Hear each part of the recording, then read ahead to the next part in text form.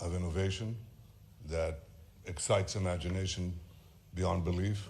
We spoke about cooperation with the extraordinarily talented people of India and our people, and we're working this into concrete plans. I'll just give you two examples. You know, you talk about precision agriculture. You know what that means. It means you don't average irrigate a field. You target a specific part. No, you target a specific plant. You water a plant.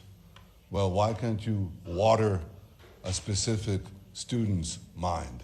When we talk about precision education, we have now the software and the AI to reach every young student, boy or girl, and enable them to reach their full potential.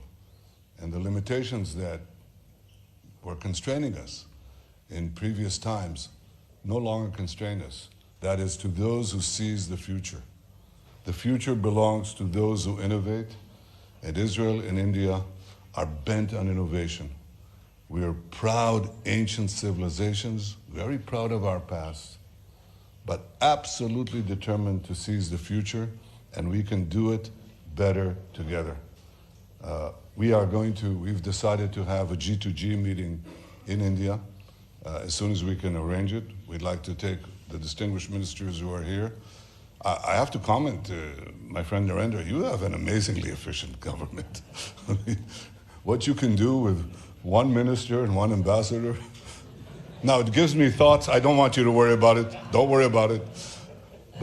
But in fact, we know that the meeting of minds and hearts that we've had here will also continue in this remarkable G2G that is long overdue and will create an even greater boost to the enormous benefits that we can bring to each other and I think to humanity at large. And finally, I have to say at the end of this visit that I owe India, I don't know if I told you this, Narendra, but I owe India a great personal debt. You see, when I met Sarah for the first time, I think our first or second date was in an Indian restaurant in Tel Aviv. It was Rina Pashkarna. And I have to tell you, there is no question. First of all, the food was unbelievable. And Sarah was introduced to it for the first time, so it was a great first date, not only with the food, the date was excellent too. So obviously, I'm indebted to you, as are my children, and I want to tell you how deeply and from the heart we feel both our personal friendship and the friendship between our governments and our peoples, and may this continue and flourish and strengthen, as I'm sure it will as a result of this visit. Thank you, Narendra, and thank you all. Thank you.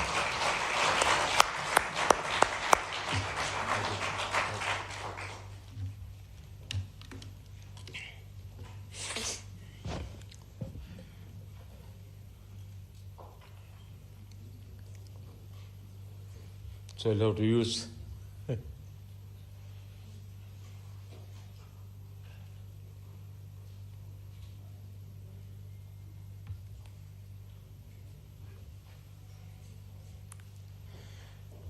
Your Excellency,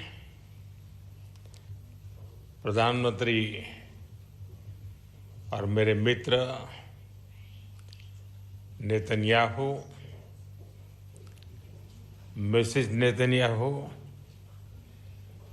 दोनों देशों के delegates, media के साथियों, नमस्कार, shalom. मेरे और भारतीय delegation के गर्मजोशी भरे स्वागत के लिए मैं प्रधानमंत्री नेतन्याहू का एक बार फिर हृदय से आभार व्यक्त करता हूं। 9 वर्ष पहले मुझे इजरायल की यात्रा करने वाले पहले भारतीय प्रधानमंत्री बनने का सौभाग्य मिला था। एक बार फिर इजरायल की ऐतिहासिक भूमि पर कदम रखना मेरे लिए गर्व और भावुकता का क्षण है। कल मुझे इजरायल के पार्लियामेंट को संबोधित करने का अवसर मिला। वहां मुझे speaker of the Knesset medal से भी सम्मानित किया गया। मैं इस सम्मान के लिए क्नेसेट स्पीकर महोदय, मेरे मित्र प्रधानमंत्री नेतन्याहू और इजरायल के लोगों का हार्दिक आभार व्यक्त करता हूं और इसे 140 करोड़ भारतवासी और भारत इजरायल मित्रता को मैं समर्पित करता हूं। फ्रेंड्स, हमारे संबंध गहरे विश्वास, साझा लोकतांत्रिक मूल्यों और मानवीय संवेदनाओं की मजबूत आधारशिला पर आधारित है, उस पर स्थापित है। हमारे रिश्ते समय की हर कसौटी पर खरे उतरे हैं। आज हमने अपनी टाइम टेस्टेड साझेदारी को स्पेशल स्ट्रेटेजिक पार्टनरशिप का दर्जा देने का ऐतिहासिक निर्णय लिया है। यह निर्णय दोनों देशों के लोगों की आकांक्षाओं का प्रतिबिंब है।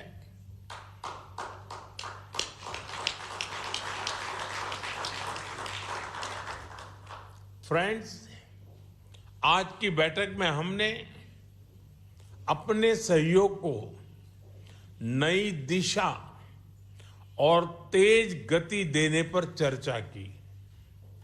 हमारा आर्थिक सहयोग ग्रोथ, इनोवेशन और शेयर प्रॉस्पेरिटी का इंजन बना हुआ है। आपसी निवेश को बढ़ावा देने के लिए हमने पिछले वर्ष बायलैटरल इन्वेस्टमेंट एग्रीमेंट किया। हम शीघ्र ही एक mutually beneficial free trade agreement को भी अंतिम रूप देंगे। टेक्नोलॉजी हमारी भावी साझेदारी का केंद्र है। समझौता किया गया है। डिजिटल हेल्थ के क्षेत्र में भी हम अपने अनुभव साझा करते हुए लोगों के जीवन में सुधार लाने के लिए प्रतिबद्ध हैं। रक्षा के क्षेत्र में हमारा दशकों पुराना विश्वसनीय सहयोग रहा है। पिछले वर्ष हुए एमओयू से इसमें नए आयाम जुड़ेंगे। हम मिलकर जॉइंट डेवलपमेंट, जॉइंट प्रोडक्शन और ट्रांसफर ऑफ टेक्नोलॉजी की दिशा में आगे बढ़ेंगे। साथ ही हम सिविल न्यूक्लियर एनर्जी और स्पेस जैसे क्षेत्रों में भी सहयोग आगे बढ़ाएंगे। फ्रेंड्स, दोनों देशों के बीच कृषि सहयोग का लंबा और सफल इतिहास रहा है। आज हमने इस सहयोग को फ्यूचरिस्टिक दिशा देने का संकल्प लिया है। इजरायल के सहयोग से भारत में स्थापित सेंटर्स ऑफ एक्सीलेंस हमारी मित्रता के उत्तम उदाहरण है।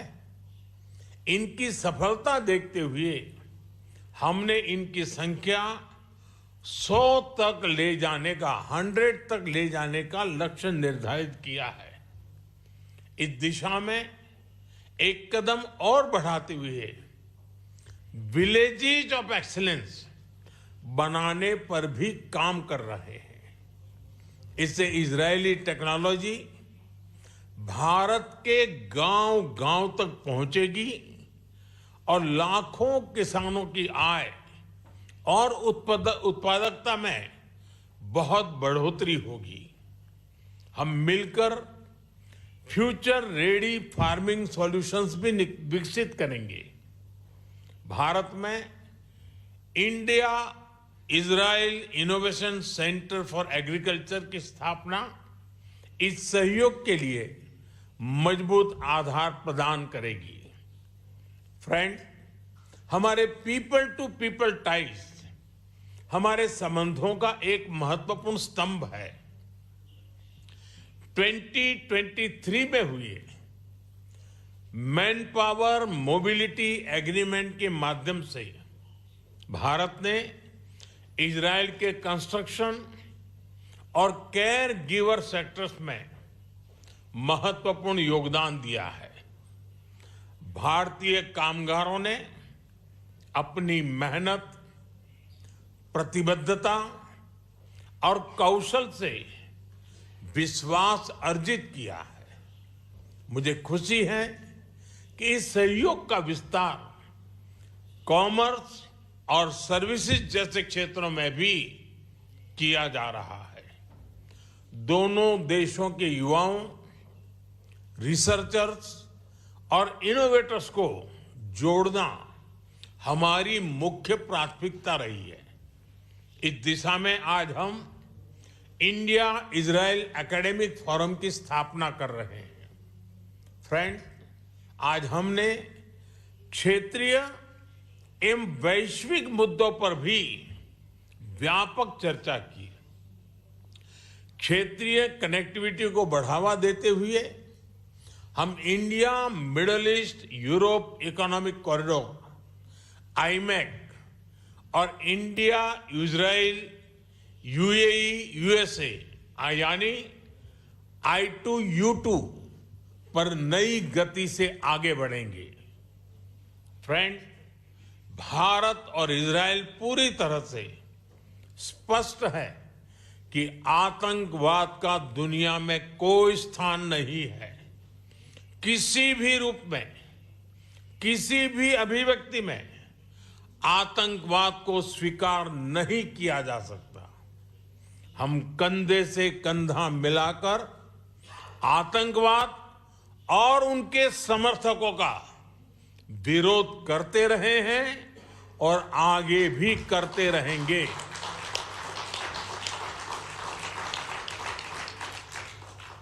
पश्चिम एशिया में शांति और स्थिरता से भारत के सीधे सुरक्षा हित जुड़े हैं।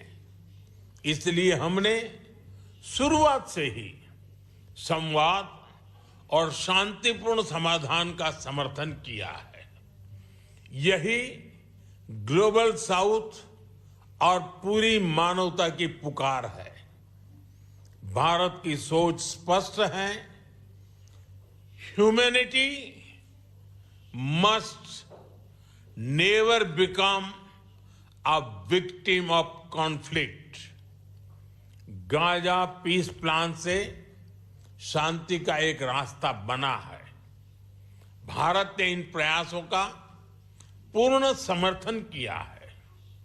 भविष्य में भी हम सभी देशों के साथ संवाद और सहयोग जारी रखेंगे। एक्सेलेंसी, माय डियर फ्रेंड, आपकी आत्मीयता और गर्मजोशी ने मेरी यात्रा को यादगार बना दिया है। मैं एक बार फिर आपसे और इजराइल के लोगों से जो प्यार मिला है, जो स्नेह मिला है, जो सम्मान मिला है, इसके लिए हृदय से बहुत बहुत आभार व्यक्त करता हूं। बहुत बहुत धन्यवाद। तोदा रब्बा।